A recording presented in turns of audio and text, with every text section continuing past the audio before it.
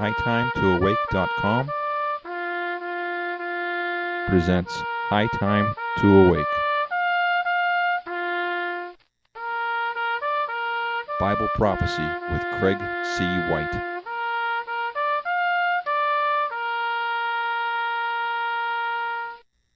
Today's study is titled Psalm 83 War, Hidden in a Secret Place.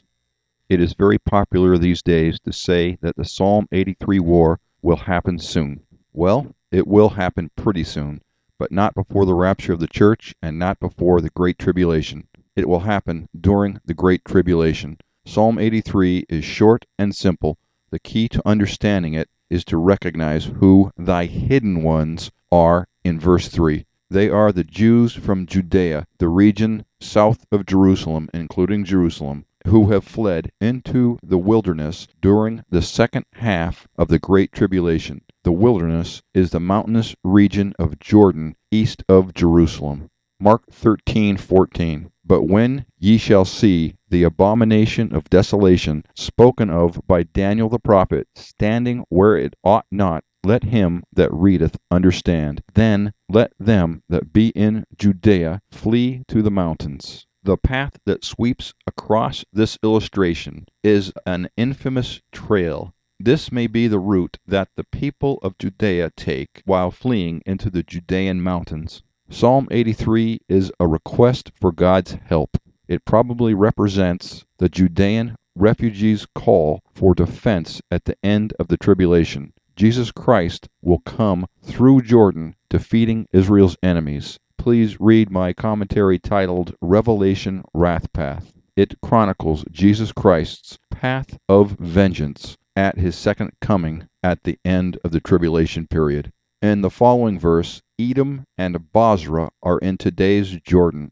Isaiah 63:1. Who is this that cometh from Edom with dyed garments from Bozrah? This that is glorious in his apparel, traveling in the greatness of his strength. I that speak in righteousness, mighty to save. Isaiah is describing Jesus Christ as he heads toward Jerusalem through Jordan. His garments are soaked with the blood of Israel's enemies. I have broken Psalm 83 into 4 sections. God, be not still, counsel, counsel, list of enemies, and do unto others as you have done unto them before. The first section is God, be not still. Psalm 83:1, a song or psalm of Asaph. Keep not thou silence, O God, hold not thy peace, and be not still, O God. The word not is used 3 times in the opening verse of Psalm 3. The Hebrew word translated not means not. This is a prayer that God would not allow the people of Israel to be killed by their enemies. Also, that God would not fail to devise an offense against Israel's enemies, and that God would not be idle while Israel's enemies attack. In other words, Lord, now is the time for action. Psalm 83, verse 2. For lo, thine enemies make a tumult, and they that hate thee have lifted up the head. Israel's enemies hate Israel. The enemies of Israel are the adversaries of God. They are making a loud sound. They are enraged. They are screaming to make war on the Judean refugees now in Jordan. They hate God personally. The word translated head in verse 2 is the Hebrew word Rosh. Rosh means chief or primary. Here it may refer to a leader. Israel's enemies have magnified their leader, and now they think that they can fight against God because to them their ruler is supreme. Section 2 is titled Counsel, Counsel. Psalm 83 verse 3. They have taken crafty counsel against thy people and consulted against thy hidden ones. God's enemies have assembled together in a secret meeting and have devised a cunning plan against the nation of Israel to utterly destroy them. They have deliberated together to kill God's hidden ones. In verse 3, the term hidden ones means to hide by covering over. The Judean refugees are protected in mountainous dens in Jordan. They are kept in a secret place until Jesus Christ returns. In Isaiah 16, God allows the Jews escaping Judah to take refuge in Moab, which is in today's Jordan, east of the Dead Sea. This verse is applied to the time just before Jesus Christ takes his place on his throne in Jerusalem. Isaiah 16, verse 3. Take counsel, execute judgment, make thy shadow as the night in the midst of the noonday. Hide the outcasts, bewray not him that wandereth. Let mine outcasts dwell with thee. Moab, be thou a covert to them from the face of the spoiler. For the extortioner is at an end, the spoiler ceaseth, the oppressors are consumed out of the land. And in mercy shall the throne be established, and he shall sit upon it in truth in the tabernacle of David, judging and seeking judgment, and hasting righteousness. Here God is telling Moab, which is in Jordan today, to hide his outcasts or refugees. In the middle of the Great Tribulation, Jews in Judea will flee to the mountains or wilderness. Some of the people of Judea, which is the region around Jerusalem, will flee to the mountains where God will sustain them for 3.5 years. See Matthew 24, verse 15, and Luke chapter 21, verse 21. I think that this place is on the east side of the Jordan River. The Judeans will cross the Jordan River near Jericho and Mount Nebo, where Israel entered the land after the Exodus. It is also the place where ravens fed Elijah as he hid. See 1 Kings chapter 17, verse 3. It is also the place where King David and his men fled out of Jerusalem from Absalom, his son, when he took over the kingdom of Israel. See 2 Samuel chapter 17, verse 22. Mark chapter 13, verse 14 says, But when ye shall see the abomination of desolation spoken of by Daniel the prophet standing where it ought not, let him that readeth understand. Then let them that be in Judea flee to the mountains.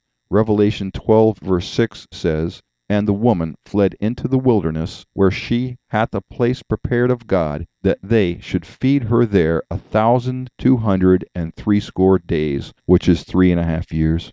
Revelation 12:14.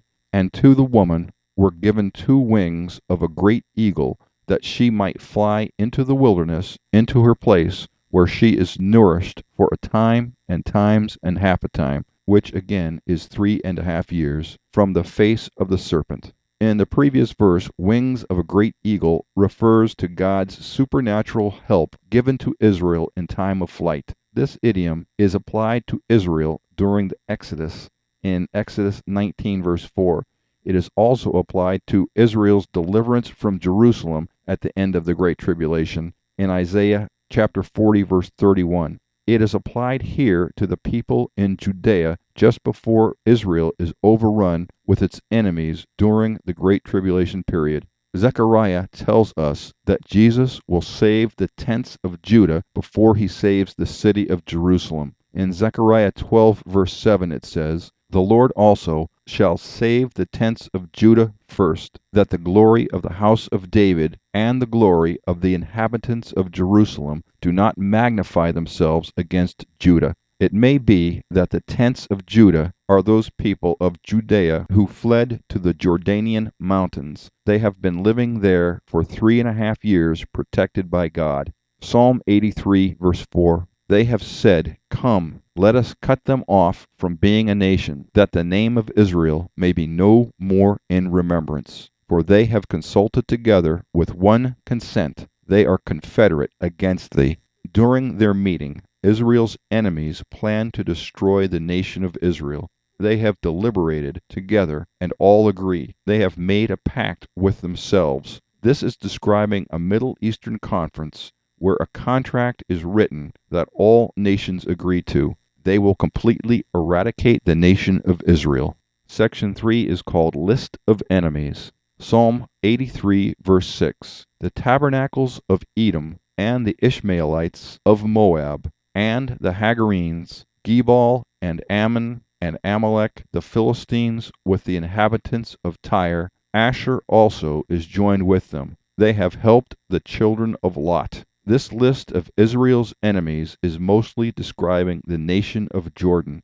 Edom is in today's Jordan. Ishmaelites settled Saudi Arabia, but I don't think that Saudi Arabia is represented here. Ishmaelites also settled in today's southern Jordan. Hagarenes settled in today's Jordan. There is a Gebal in Lebanon, but this Gebal is in today's Jordan. It is in the southern part of ancient Edom. Ammon settled in today's Jordan. Amalek probably lived just west of today's Jordan.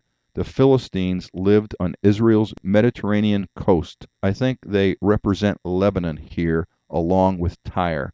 Ashur is ancient Assyria. Today it is best represented by northern Iraq. So Lebanon and Iraq agree to help the children of Lot. Lot's children were Moab and Ammon. Like I said before, they both settled in today's Jordan. So Psalm 83 is describing a Jordanian conference where Lebanon and Iraq agree to help Jordan eliminate the Jewish refugees who have fled from southern Israel into the mountainous wilderness of western Jordan. Section 4 of Psalm 83 is titled, Do unto others as you have done unto them before. Psalm 83, verse 9. Do unto them as unto the Midianites, as to Sisera, as to Jabin at the brook of Kishon, which perished at Endor. They became as dung for the earth. Make their nobles like Oreb, and like Zeeb, yea, all their princes as Zebah and as Zalmunna, who said, Let us take to ourselves the houses of God in possession. O my God, make them like a wheel, as the stubble before the wind, as the fire burneth a wood, and as the flame setteth the mountains on fire. So persecute them with the tempest, and make them afraid with thy storm. Fill their faces with shame, that they may seek thy name, O Lord. Let them be confounded and troubled forever. Yea, let them be put to shame and perish, that men may know that thou, whose name alone is Jehovah, art the most high over all the earth. The verses above describe armies destroyed by Israel while led by Gideon. See Judges chapter 4 and chapter 8. The bloodshed of these ancient battles started in the valley of Megiddo and ended in western Jordan. Psalm 83 describes a treaty to eliminate the Judean refugees that have fled into western Jordan. Jesus Christ will personally pour out his wrath on the armies of Jordan, Iraq, and Lebanon. He will save the Jewish people who are hiding in the mountainous region of western Jordan, who are hiding in a secret place, waiting for Jesus Christ's return.